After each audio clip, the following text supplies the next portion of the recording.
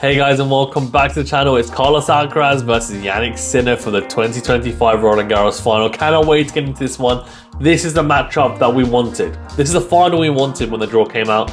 Their first ever Grand Slam final. They'll be going head to head, and I can't wait. I honestly cannot wait to get into this one. We're going to talk about the significance of this matchup, preview, of course, in detail tactically, and then ultimately I'll give you guys my prediction. Before we do get into it though, remember to hit that like button, do subscribe if you're new, and do your rating or review if you're listening on a podcast platform.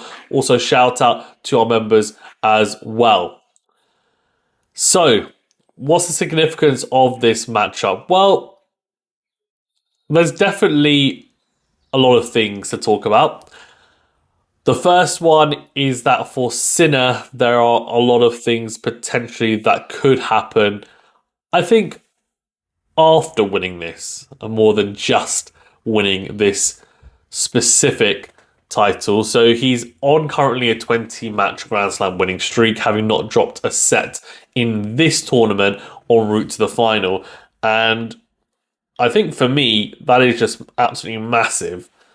He's come for a 3-month layoff, and he doesn't look worse for wear, in honesty.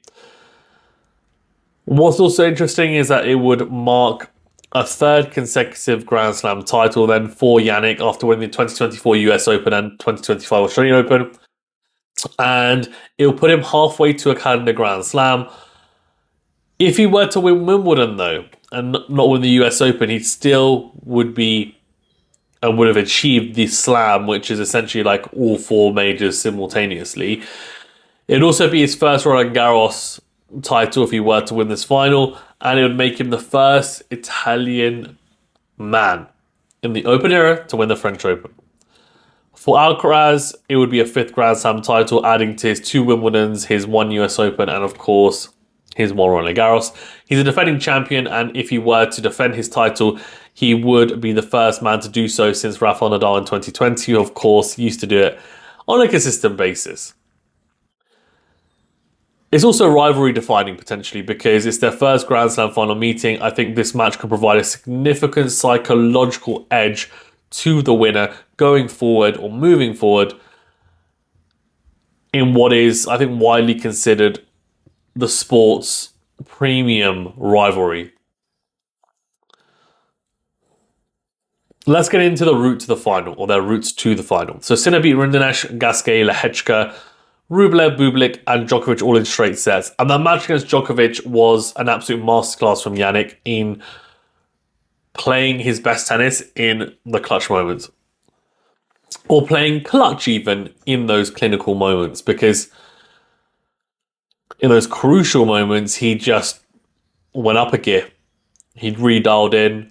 For the first time in a while, for the first time in the last couple of matches that they've played, Djokovic had breakpoint opportunities, and he only took 1. And Jannik broke him back straight away. There were 3 extremely tight sets, 6-4, 7-5, 7-6, and Jannik just managed to control the sets after getting a break. And in that third set, the tiebreaker, just managed it beautifully, and it was very Novak Djokovic-esque, and there are big similarities between the two players, and we'll talk about tactically a bit more what Djokovic did, and I think he almost tried to take a leaf out of the Alcaraz playbook, if you will, and yeah, he didn't quite go over the line, but on a different day, I think he could have won that match, in all honesty, in straight sets himself, but Jannik just was, in those big moments, I think he came out on top, and he had the confidence and the ability to manage those big moments a lot better than someone who has managed big moments phenomenally over a number of years and is the greatest ever grace a tennis court on the men's side in Novak Djokovic. For Alcaraz, he hasn't had as smooth of a route. He has dropped sets, unlike Sinner. Beat Zeppieri in straight sets, then Marijan, Jammer, and Shelton all in 4 sets. Tommy Paul and Musetti also wins. The Tommy Paul victory, I think Paul had a bit of an injury. That straight sets. Musetti, he lost the first set 6-4. looked precarious. Tiebreaker in the second set. Took it 7-6 though. Then 6-love, then 2-love walkover because Musetti was injured. I think he got injured midway through the third set. And that would make sense given the bagel as well. Because yes, he could have taken the third set Alcaraz, but I would have been surprised given the first two sets that he would have gone on to bagel him. It's not out of the realms of possibility, but it's improbable, I'd say. In terms of the head-to-head, so it's 7-4 in favour of Alcaraz, 2-1 on clay to Alcaraz. So if we talk about the clay court matches, they recently played, of course, in Rome, and Carlos won quite comfortably. The first set was tight, 7-6, but second set 6-1.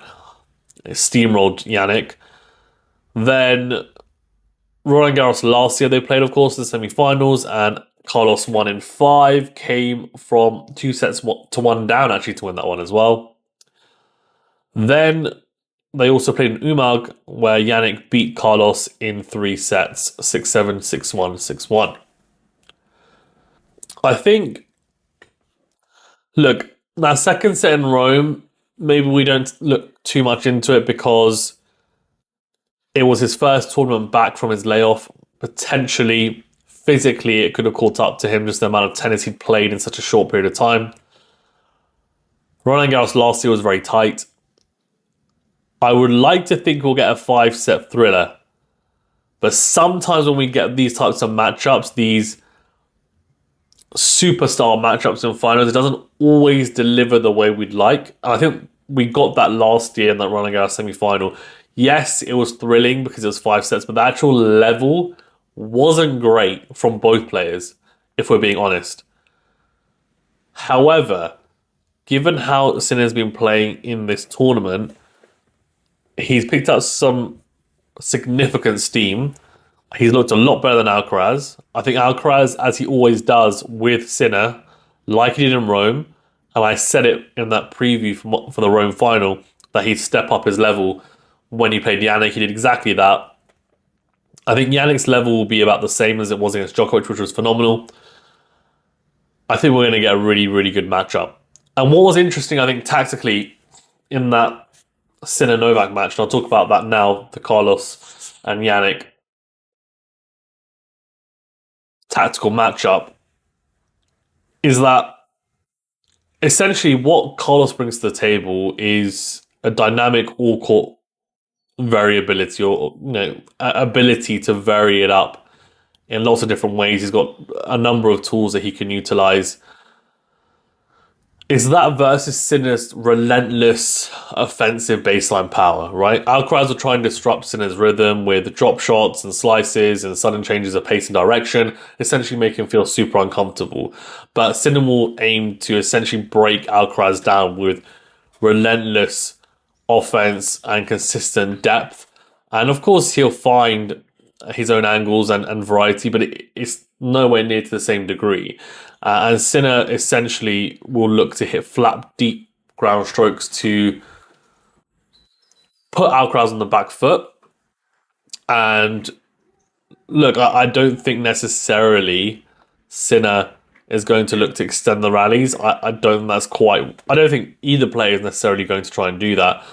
But what is interesting is that Sinner, I think, on the backhand wing is going to be quite offensive, potentially changing direction down the line, because Alcaraz on a clay court will positionally be more geared towards the backhand corner to try and run around that backhand and hit more forehands, because on clay, you've got a bit more time.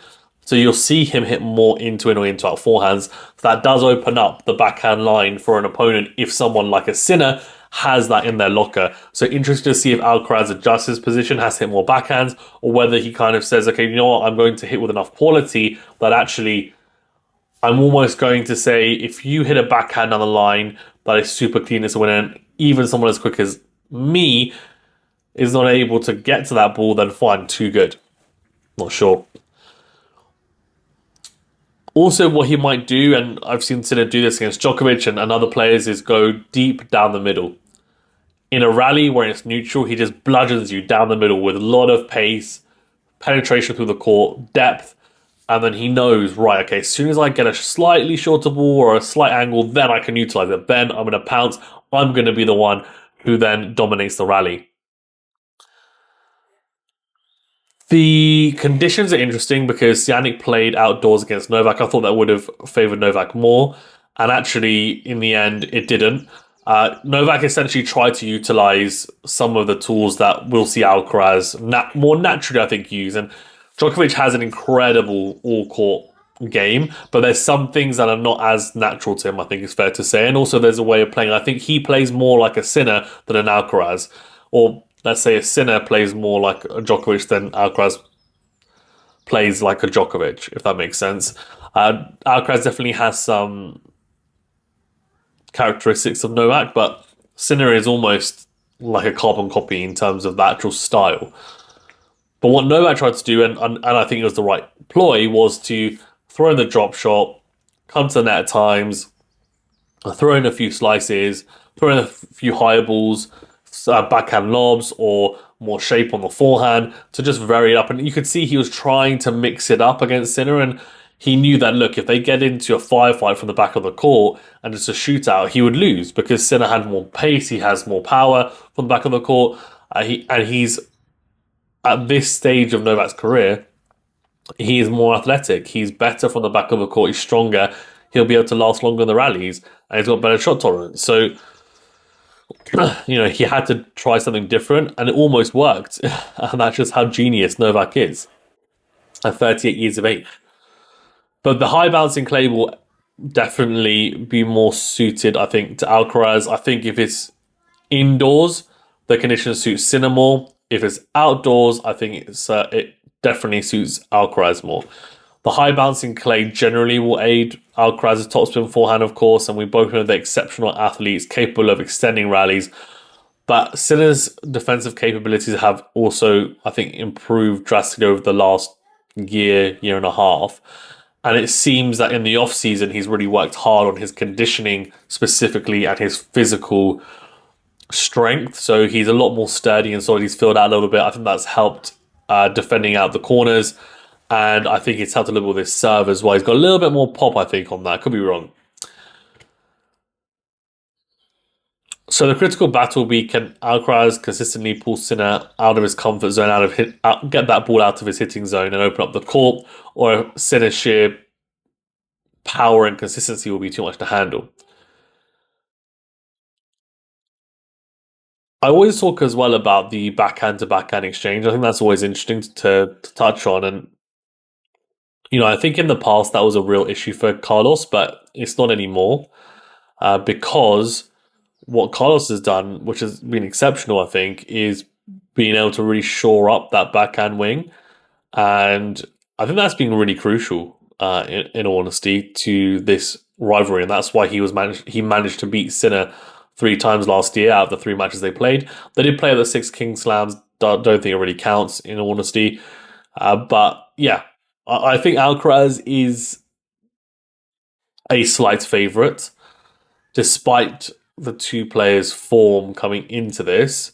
I think Jannik has played unbelievably, in honesty, and he's definitely improved his stamina on clay, I think. The only thing to bear in mind, though, is that Sinner has only won 1 out of 10 of his matches that he's played against top 5 players on clay. And he only has 1 career title on clay, 2022 Croatia Open. But in saying that, he's definitely, I think there's been some tactical adjustments for him. He's imparting more spin on his forehand, I think, whilst maintaining that aggressive style on clay. He's actually using the drop shot more as well, so add that bit of variety and utilize it quite well at times. And I think he's actually actively tried to gear his game a bit more towards clay. There have been some tweaks, which is interesting. But for Alcaraz, he doesn't really need to adjust his game much. That's all I'd say. So the serve return is going to be key. I think if Carlos doesn't serve well, Jannik is going to destroy him, especially on the second serve return. So that's going to be really, really crucial.